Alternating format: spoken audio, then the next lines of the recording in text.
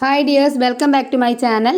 Calicut university second semester MDC Malayalam മൂന്നാമത്തെ മൊഡ്യൂളാണ് നമ്മൾ എടുത്തുകൊണ്ടിരുന്നത്. അപ്പോൾ ഒന്നാമത്തെ പാർട്ട് വീഡിയോ കഴിഞ്ഞു. ഇന്ന് എടുക്കാനായിട്ട് പോകുന്നത് രണ്ടാമത്തെ പാർട്ട് വീഡിയോ ആണ്. ഇന്നത്തെ ക്ലാസ്സിൽ നമ്മൾ ആദ്യം എടുക്കാൻ പോകുന്നത് സിനിമാ പാട്ടിലെ മലയാളിയുടെ ജീവിതം എന്നൊരു ലേഖനാണ്. പ്രദീപൻ പാമ്പിരിക്കുന്നാണ് ഇത് എഴുതിയിരിക്കുന്നത്. സംഗീതം എന്ന് പറയുന്നത് ഇന്നത്തെ കാലത്തെ സിനിമയിൽ ഒഴിച്ചുകൂടാനാവാത്ത ഒന്നായിട്ട് മാറിക്കഴിഞ്ഞു. ആദ്യകാല സിനിമകളിൽ റീല് തിരിയുന്ന ശബ്ദം കൊണ്ട് കാണികൾക്ക് ബുദ്ധിമുട്ട് വരാതിരിക്കാൻ വേണ്ടിയിട്ടാണ് സംഗീതം ഒരുക്കിയിരുന്നത്. എന്നാൽ ഇന്ന് സിനിമയ്ക്ക് മുമ്പേ തന്നെ സംഗീതം നിലനിൽക്കുകയാണ്. അതുകൊണ്ട് സിനിമാ സംഗീതം എന്ന് പറയുന്നത് സവിശേഷമായിട്ട് പഠിക്കേണ്ട ഒന്നല്ല എന്നൊരു അഭിപ്രായം കൂടി വരുന്നുണ്ട്. സിനിമാ സംഗീതം നിരന്തരം പരിണമിച്ചുകൊണ്ടേയിരിക്കുന്ന ഒന്നാണ്. അതാണ് സിനിമാ സംഗീതത്തെ ജനപ്രിയമാക്കുന്നതും. ഏത് പ്രായക്കാർക്കും സംഗീതം ആസ്വദിക്കാനുള്ള അവസരം സിനിമയിലുണ്ട്. സിനിമാ സംഗീതം എന്ന് പറയുന്നത് വൈകാരിക യാഥാർത്ഥ്യത്തോടു കൂടി അവതരിപ്പിക്കുന്ന ഒന്നാണ്. അതുകൊണ്ട് തന്നെ സിനിമാ സംഗീതം വികാരങ്ങളുടെ ഭാഷയാണ് എന്ന് വേണമെങ്കിൽ പറയാം. ഇന്ത്യൻ സിനിമകൾ നോക്കുകയാണെങ്കിൽ സിനിമകളിൽ സംഭാഷണങ്ങൾ തന്നെ ഗാനങ്ങളാവുന്ന ഒരു അവസ്ഥയാണ് കാണുന്നത്.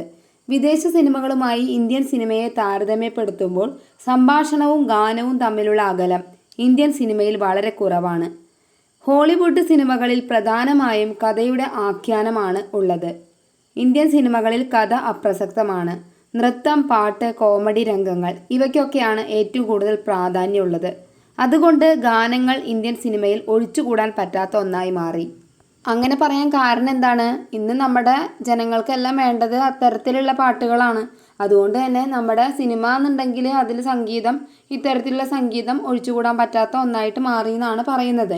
ഗാനങ്ങൾ ചലച്ചിത്രത്തിനകത്തും പുറത്തും നിൽക്കാൻ കഴിവുള്ളവയാണ്. ആ സ്വീകാര്യത ലക്ഷ്യം വെച്ചിട്ടാണ് ഗാനങ്ങൾ സൃഷ്ടിക്കുന്നത്. ജനപ്രിയ കലാരൂപമായിട്ടുള്ള സിനിമയിൽ അതിൻ്റെ വികാരമായ ഗാനങ്ങളിൽ ആധുനിക ശബ്ദരൂപം യേശുദാസിലൂടെയാണ് സാക്ഷാത്കരിക്കപ്പെട്ടത്. സിനിമ ഗാന ചരിത്രത്തിൽ പരമൊഴിയിലൂടെ വയലാറും വാമൊഴിയിലൂടെ P. ഭാസ്കരനും സഞ്ചരിച്ചു. വരേണ്യതയുടെ സംഗീത വഴിയിൽ നിന്ന് 70കളുടെ അവസാനത്തോടെ ജനപ്രിയ സംഗീതത്തിലേക്ക് മലയാള സംഗീതം മാറി. ക്ലാസിക്കൽ ഫോക്ക് ഡാൻസുകളിൽ നിന്ന് ക്ലബ്ബ് ഡാൻസുകളിലേക്കും ശുദ്ധ സംഗീതത്തിൽ നിന്ന് സ്വതന്ത്ര സംഗീതത്തിലേക്കും ഈ കാലഘട്ടം സഞ്ചരിച്ചു കൊണ്ടിരിക്കുന്നു. ഇതോടുകൂടി ഈ ലേഖനം അവസാനിച്ചു. ഇനി പറയാൻ പോകുന്നത് കുറച്ച് വലിയ ലേഖനാണ്. പെണ്ണാളെ പെണ്ണാളെ എന്ന് തുടങ്ങുന്ന ഗാനം ചെമ്മീൻ സിനിമയിലെ നമുക്ക് എല്ലാവർക്കും വളരെയധികം ഫേമസ് ആയിട്ടുള്ളൊരു ഗാനമാണ്. അപ്പോൾ ആ ഗാനത്തിൻ്റെ സങ്കീർണമായ സംഘഗാനം എന്ന് പറഞ്ഞുകൊണ്ടുള്ളൊരു ടോപ്പിക്കാണ് ഇവിടെ കൊടുത്തിരിക്കുന്നത്.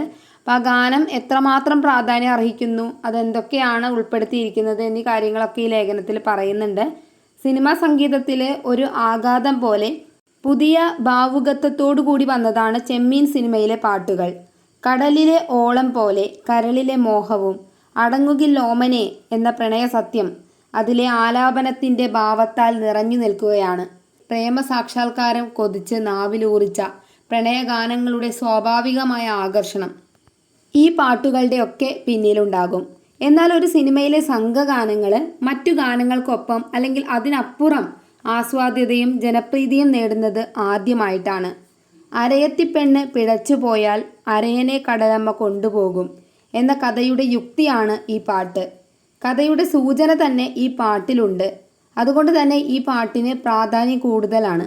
പുറംകടലിൽ തുഴയുന്നവരുടെ ആശങ്കകളും കരയിൽ കാവൽ വേണമെന്ന് സ്വയം തീരുമാനിക്കുന്ന സ്ത്രീകളുടെ പ്രശ്നങ്ങളും പിഴച്ചു പോവാനുള്ള സാധ്യതകളും സങ്കല്പിച്ച് പാടുന്ന പാട്ടിൻ്റെ ഘടന മൊത്തം സിനിമയുടെ ഘടനയെ തന്നെ സ്വാംശീകരിച്ചു. രൂപപരമായും ഘടനാപരമായും സാമ്യതകളില്ലാത്ത പാട്ടാണ് പെണ്ണാളെ പെണ്ണാളെ എന്ന് തുടങ്ങുന്ന പാട്ട്. 3 പാട്ടുകൾ ഘടിപ്പിച്ച് ചേർത്ത പാട്ടാണിത്. ഒന്നാമത്തത് പെണ്ണാളിനെ അഭിസംബോധന ചെയ്യുന്നതാണ്. 2 അരയത്തിയുടെ കഥ പാടുന്നത്. 3 നല്ല കോരുതാ കടലമ്മ എന്ന് അർത്ഥമാക്കുന്ന ആണുങ്ങളുടെ പാട്ട്.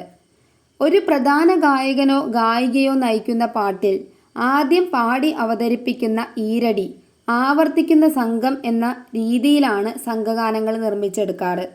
2 ഈണങ്ങൾക്ക് ഒരുപോലെ പ്രാധാന്യം നൽകിയാണ് പെണ്ണാളെ പെണ്ണാളെയുടെ തുടക്കം. പെണ്ണാളെ പെണ്ണാളെ കരിമീൻ കണ്ണാളെ എന്നതും കന്നിത്താമര പൂമോളെ എന്നതുമാണ് ഈ 2 പ്രാധാന്യമുള്ള വരികൾ. ഈ 2 ട്യൂണുകളും പാട്ടിൽ പ്രത്യക്ഷപ്പെടുന്നുണ്ട്. അതുപോലെ അരയൻ തോണിയിൽ പോയാലേ എന്നത് കന്നിത്താമരയുടെ ഈണവും നിന്നാണേ എന്നാണേ എന്നത് പെണ്ണാളെ പെണ്ണാളെയുടെ ഈണവും തന്നെയാണ്. അവസാന ഖണ്ഡത്തിലെ പണ്ടോരു മുക്കുവൻ കടലമ്മ കൊണ്ടുപോയി കന്നിത്താമര പൂമോളെ കണവൻ തോണിയിൽ പോയാലേ എന്നിങ്ങനെയുള്ള വേർതിരിക്കപ്പെട്ട ട്യൂണുകൾ വ്യത്യസ്തതയോടെ ആവർത്തിക്കപ്പെടുന്നുണ്ട്. 2 ഗായക സംഘങ്ങൾ വേറെ അവതരിപ്പിക്കുന്ന ഖണ്ഡങ്ങളാണ് ചരണങ്ങൾ. ഓരോന്നിനും വ്യത്യസ്ത ഈണവും താളഘടനയും നൽകിയിരിക്കുന്നു. എന്നാൽ മിശ്രണവേല പാട്ടിൻ്റെ ഒഴുക്കിനെ തടസ്സപ്പെടുത്തിയിട്ടില്ല. വടക്കൻ പാട്ടിൻ്റെ ഛായയിലുള്ള മാനത്തു പറക്കണ ചെമ്പരുന്തും മാനത്ത് കണ്ടതും മുത്തല്ല സാധാരണയായിട്ടുള്ള സംഘഗാന വിന്യാസത്തിലെ നിബന്ധനകൾ നമുക്ക് കാണാം. ഈ വരികൾക്ക് പിന്നിൽ ഏകദേശം ഹാർമണൈസിംഗ് വിദ്യ പോലെ ആ എന്ന് മറ്റൊരു സംഘം പാടുന്നത് കൊണ്ട് തന്നെ നമുക്ക് വിരസത തോന്നില്ല. അതുപോലെ തന്നെ പി ലീല നയിക്കുന്ന ഗായിക സംഘത്തിൻ്റെ വരികൾ അവതരിപ്പിക്കുന്നത് മറ്റൊരു രീതിയിലാണ്. അവർ വരികൾ ആവർത്തിക്കുന്നില്ല. അവസാന വരികൾ ഒഴിച്ച് അരയത്തി പെണ്ണ് തപസ്സിരുന്ന് അവനെ കടലമ്മ കൊണ്ടുവന്ന് എന്നതും രണ്ടാമത്തെ ചരണത്തിൽ അവനെ കടലമ്മ കൊണ്ടുപോയി എന്നതുമാണ് സംഘം പാടുന്നത്. ഗാനത്തിൻ്റെ അർത്ഥതലങ്ങൾക്ക് ഉപയുക്തവും യഥോചിതവുമായി താളവാദ്യ നിബന്ധനം പഴയ നാടൻ ശീലുകൾ ഓർമ്മിപ്പിക്കുന്ന പണ്ടോരു മുക്കുവൻ മുത്തിന് പോയി എന്ന് തുടങ്ങുന്ന 2 ഖണ്ഡത്തിനും ഉടുക്കിൻ്റെ മുഴങ്ങുന്ന പശ്ചാത്തലമാണ് കൊണ്ടുവന്നിരിക്കുന്നത്. അതുപോലെ തന്നെ സൗമ്യമായി വന്ന് ഊർജം കൂട്ടുവാനുള്ള താളവാദ്യങ്ങളായിട്ടത് മാറുന്നു.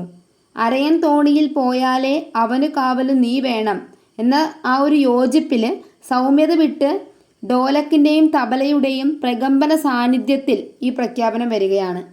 ഈ ഘടനാ വൈവിധ്യം പാട്ടിനെ നശിപ്പിക്കാതെ ഒന്നാക്കുന്ന സംയോജന വിശേഷണത്തിലേക്ക് ഒരു ജീനിയസ് കമ്പോസറുടെ മിടുക്ക് പ്രകടമായി കാണാം.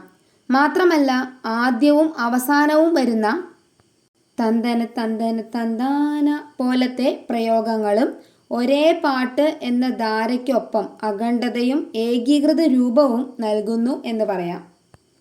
ഇതോടുകൂടി ഈ ലേഖനം അവസാനിച്ചിരിക്കുകയാണ്. അപ്പോൾ നമ്മുടെ 2ാമത്തെ പാർട്ട് വീഡിയോ എടുത്തു കഴിഞ്ഞു. അടുത്തത് 3ാമത്തെ പാർട്ട് വീഡിയോ ആണ്. അത് ഉടനെ അപ്ലോഡ് ചെയ്യുന്നതാണ്.